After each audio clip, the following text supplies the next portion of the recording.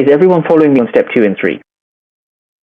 Again, just I'm looking at the chat as well, so just feel free to say no, and I'll explain it again. Anthony, are you with that?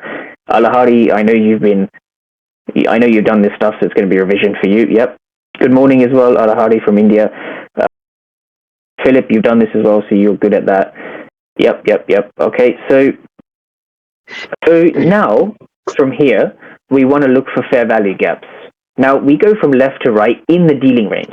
So I'm not looking for fair value gaps outside the dealing range. Now who can see? Now I'm going to speed this up a little bit because I do want to let Oscar speak because it's quite late for him and I want to go over the trade. Now this is a fair value gap. Right? This is a fair value gap. The top of this candle and the bottom of this candle don't touch. So this is a gap in the price. Now there's so many different ways you can describe this. This can be described as a void, an inefficiency. I'll just abbreviate that. It can be described as an imbalance, or it can be described as a fair value gap.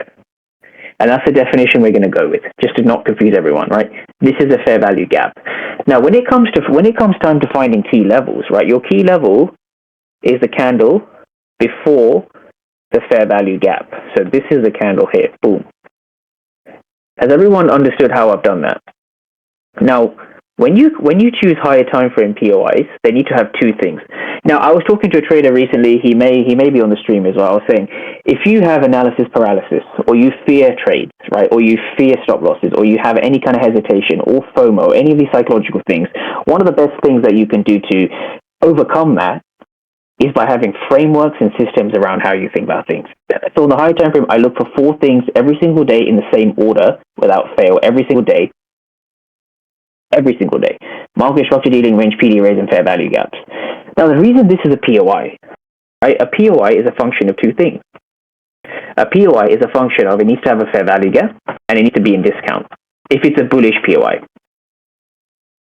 Now, if it's a bearish POI, it needs a fair value gap, but it also needs to be in premium.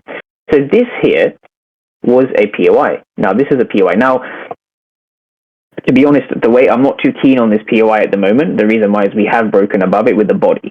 So when we break above it with the body, I'm less inclined to have it there. But just for the illustration of today's lesson, this is your fair value gap here, so this would be a valid POI in premium. Right? I hope everyone